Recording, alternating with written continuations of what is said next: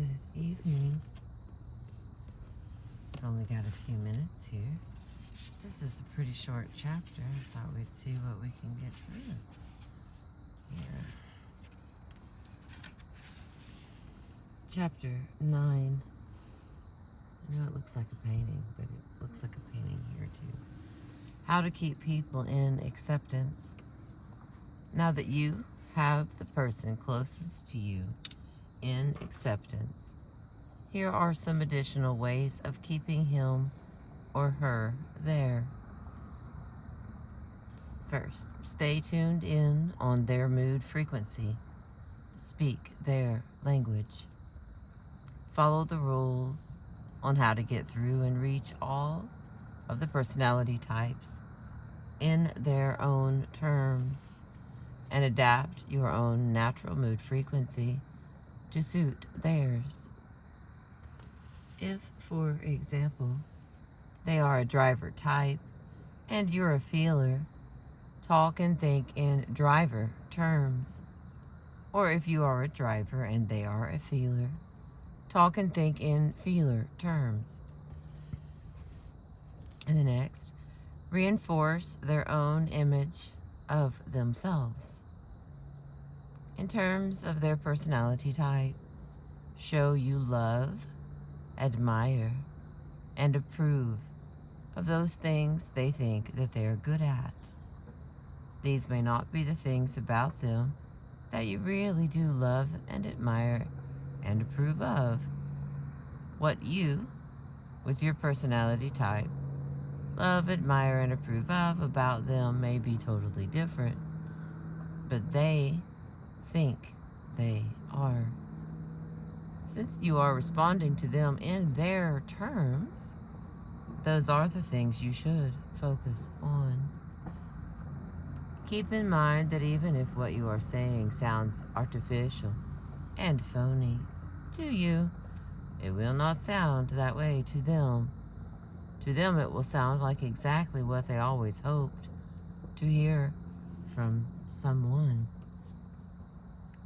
Clearly, the following general purpose guidelines are somewhat artificial.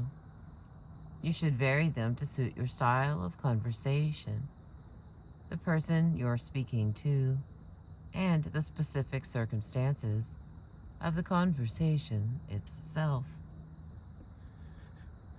So pretty.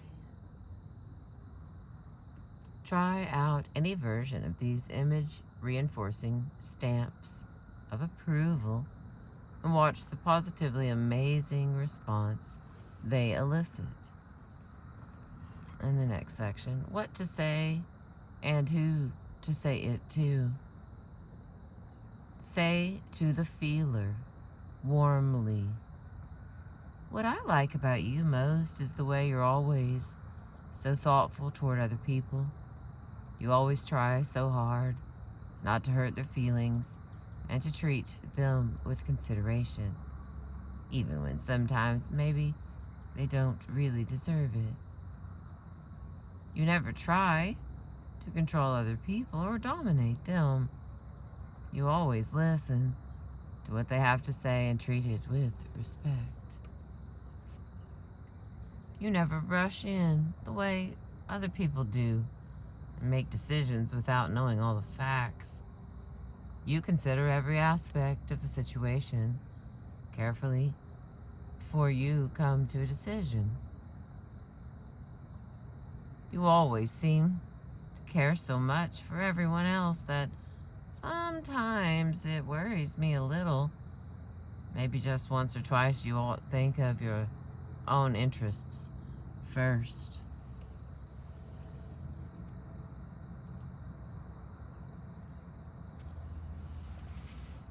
Let's see. The next, say to the driver wholeheartedly, "What I like about you the most is the way you always get so passionately enthusiastic and involved in things. If there's a problem to be dealt with, I can always rely on you to deal with it quickly and efficiently. You seem to be able to make 100 decisions all at once. and every one of them is the right one. You always say you're not working as hard as you should be, but you work harder than anyone I know. Everything you do thoroughly and properly, but at the same time with such verve and flair. And I particularly admire you for always being your own man or woman. You're never a follower, always a leader.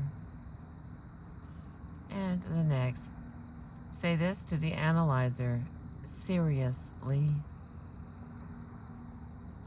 What I like about you most is that you're always so cool-headed in a crisis. You always have everything, including yourself, totally under control. I know I can always rely on you to work things out properly. I love the way you fight for what you believe in. You never back down from anything. And you never lie or try to sugarcoat the truth. You always say exactly what you think. You're so systematic and focused in everything you do. No wonder you always come out on top. And I really admire the way you take in the most complicated and involved ideas so patiently, and then make such simple, logical, and perfect sense out of them. And the final one, say this to the elitist respectfully. What I like about you most is that you have a way of making things happen that no one else has. You really are the most exciting and intellectually stimulating person I've ever met. You have such presence and style in everything you do. No wonder you always come out on top. You have such a unique and insightful way of getting right to the heart of everything. You are the most genuinely charismatic person I have ever known. All right, in the next little section, I'll just sit here. Position yourself for maximum effect.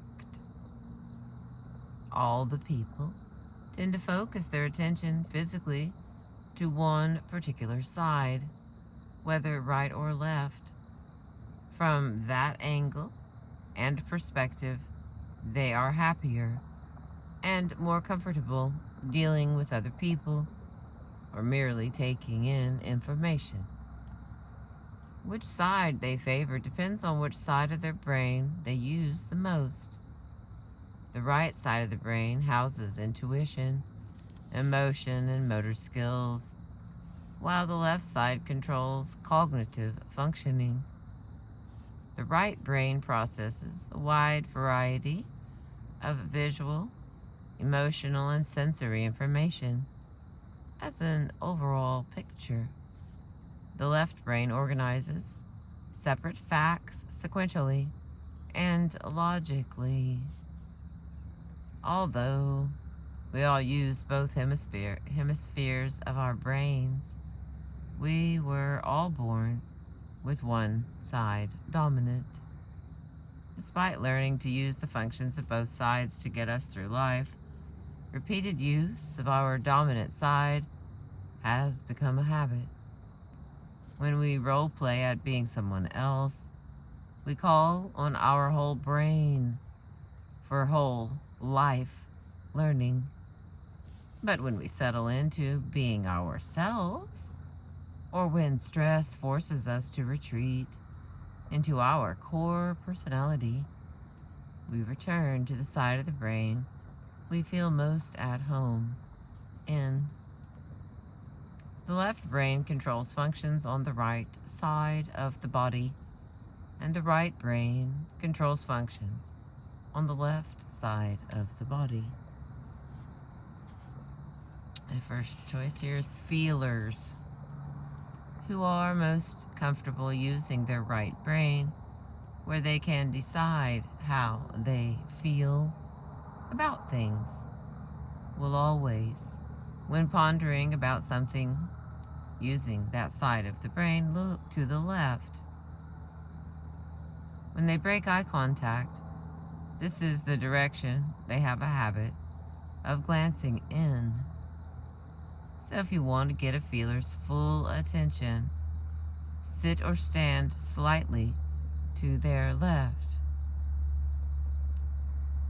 Feelers, in acceptance, do not mind your moving into very close to them, so position yourself carefully a little to their left and maintain an easy, undominating eye contact with them to assure them of your interest.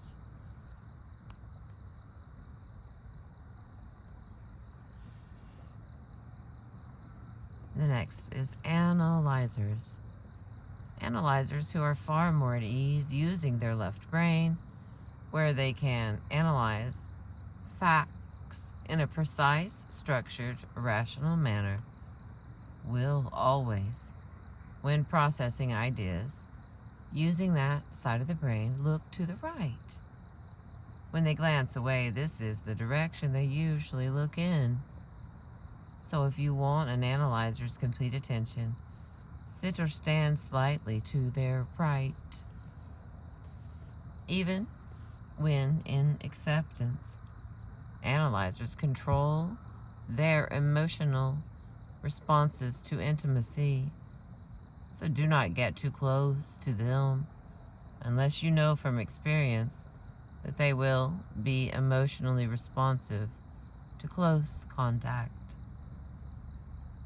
Maintain always attentive eye contact with them and nod from time to time to show you are following their logic.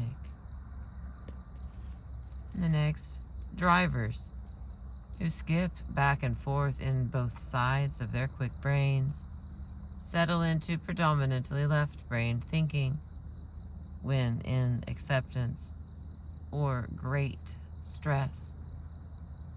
While they process information rapidly in both emotional and cognitive terms, the final arbiter is the left, fact analysis hemisphere, so they glance to the right most frequently. Being enthusiastic, dramatic people, drivers appreciate animation in others, so your distance from them can be varied for effect and to stop them from getting bored.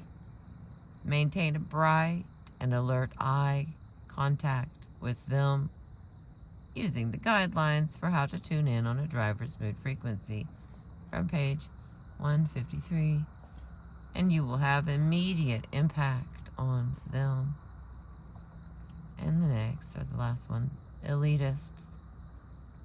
Elitists who can think and feel in the manner of all the other three types use both sides of their brains. Their method of thought processing is a fusion of the methods used by the other types, which gives them a greater overall insight.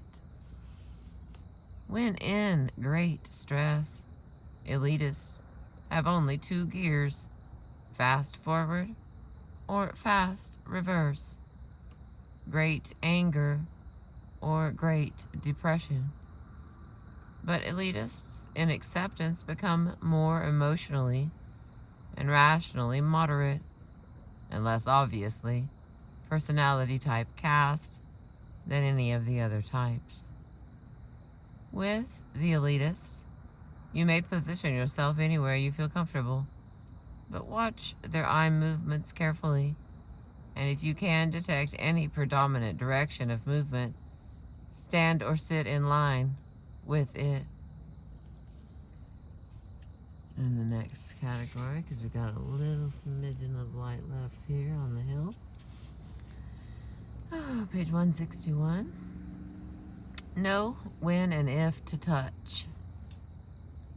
Once people are in acceptance, they are ready to share themselves with you, and sharing flows more easily and naturally between two people who are touching, two people physically in touch with each other, relieve each other's feelings of separateness and loneliness. They generate feelings of comfort, reassurance, protection, and love. It has also been found that if you touch people when you ask them to do something, they are far more likely to comply. However, each personality type reacts differently to being touched, both among mere acquaintances and with people they know and care for. When among acquaintances, feelers have little objection to being touched socially by non-threatening strangers and acquaintances, but drivers object strenuously to this type of contact and prefer to keep their distance. Analyzers, who do not attach any particular emotional significance to social touching, do not care one way or the other. And elitists, being aloof, will condone social touching only when it is appropriate. Yet, when they are with people who are important to them, the personality types behave differently again. Feelers, at the very onset of stress in an argument, must not be touched. They require time to consider their feelings without the interference or coercion of close contact. Drivers, on the other hand, at the very onset of stress in an argument, can be diffused instantaneously and brought straight into acceptance with a wholehearted hug and a direct, heartfelt apology. Try it with a driver in your life. It works wonders. When analyzers are with people that they love and trust, they no longer feel the need to control their emotions, and they take real delight in touching and being touched.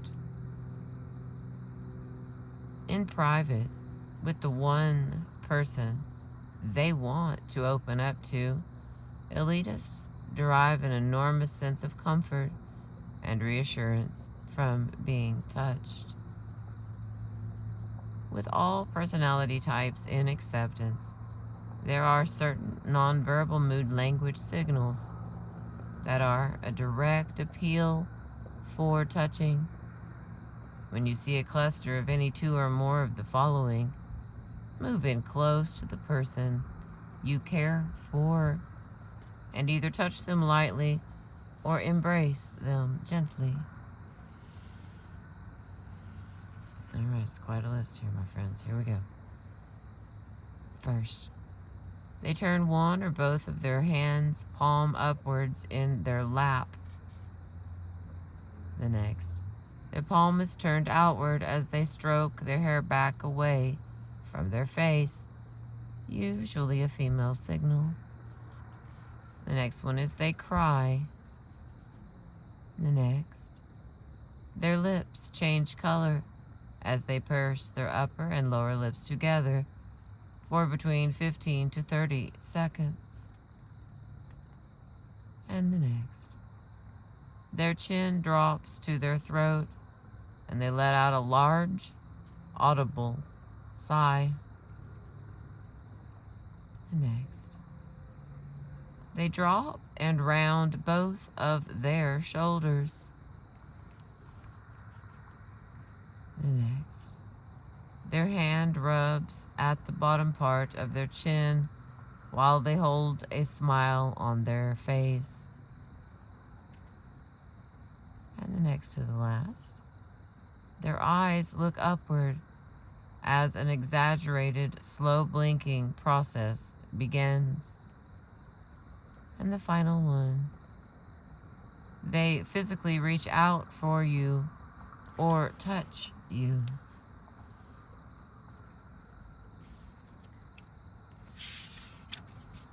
You will know from experience what type of touching the people who are important to you are most responsive to. Read their reactions carefully and note especially whether or not they are reciprocating your touch. If they are not, back off slightly. They will let you know when they are ready to share themselves. And the next little category here. Remember who they are and who you are. Remember that all 4 of the personality types process the same information in very different ways. Feelers consider the whole picture. They take everything into account, slowly and carefully. Weave it all together so that it makes sense in their terms, and then consider how they feel about it. Drivers immediately extract what they consider to be the essential features, lose interest in anything else, and judge whether it is whether it is right or wrong in their terms. Analyzers extract the facts, put them together systematically, and draw a rational conclusion in terms of what is for or against them. Elitists do all of the above. This has been taken into account in the guidelines on how to tune in on mood frequencies. But when you are concentrating on keeping those closest to you in acceptance, remember not to slip back into presenting your ideas and thoughts in your way. Use their language.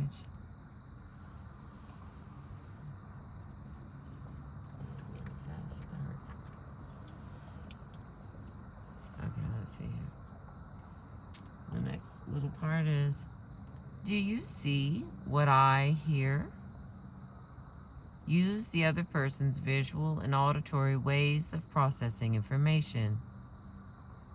While all of us use all of our senses, sight, sound, touch, and taste, to process information, some people rely primarily on visual images, while others rely mainly on auditory input.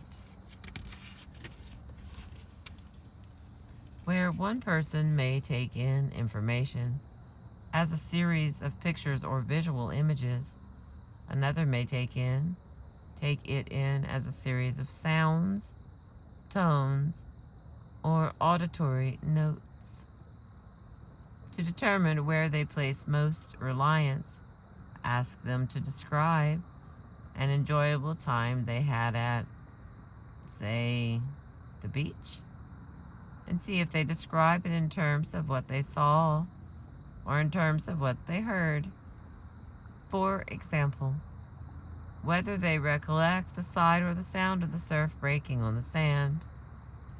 If they use visual images, always talk to them in terms of pictures.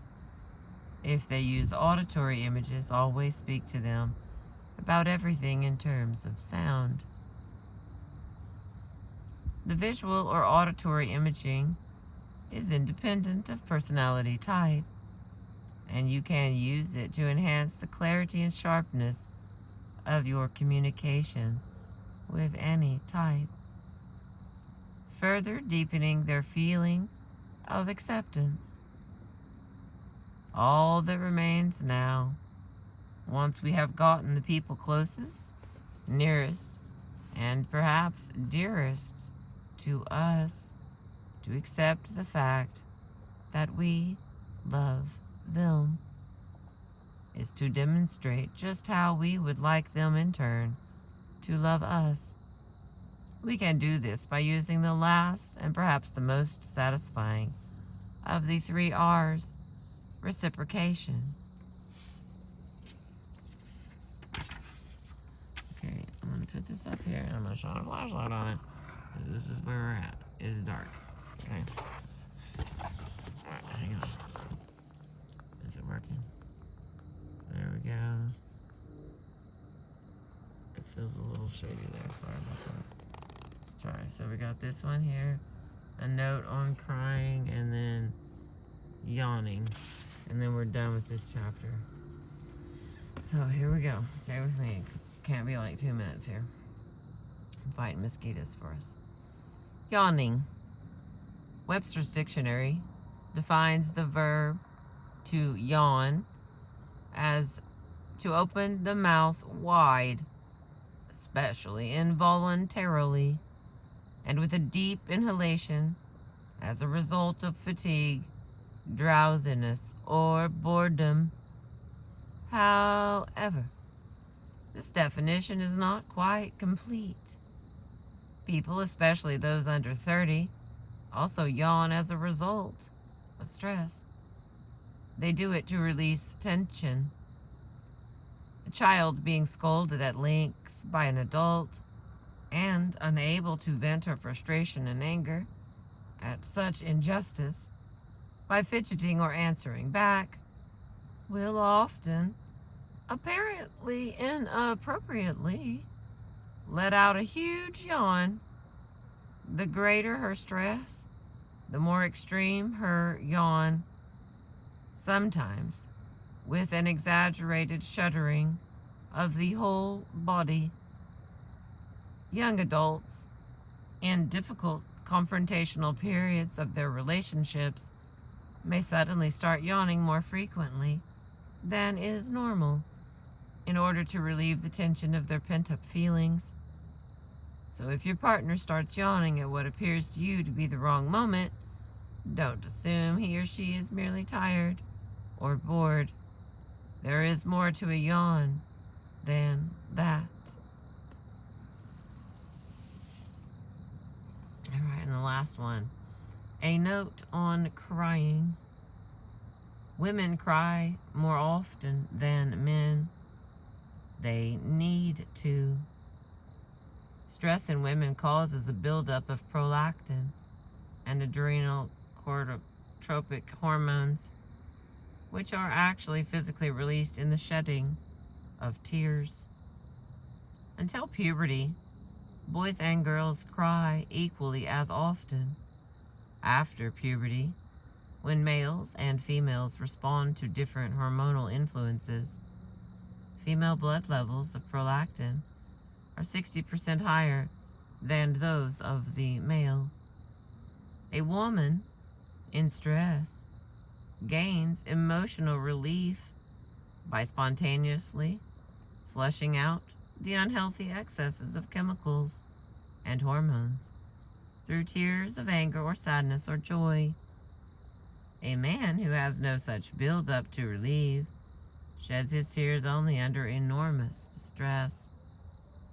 So in any relationship between a man and a woman, it is no use suggesting to the man that he learn to express his emotional sensitivity by crying more. Unlike a woman, he simply can't. Alright. The next one will be part 3 of chapter 10, the steps of reciprocation. Now it's my turn getting others to understand you in return. So I've been reading How Can I Get Through to You by D. Glenn Foster and Mary Marshall. I appreciate you. I hope to see you for sunrise. Have a beautiful evening.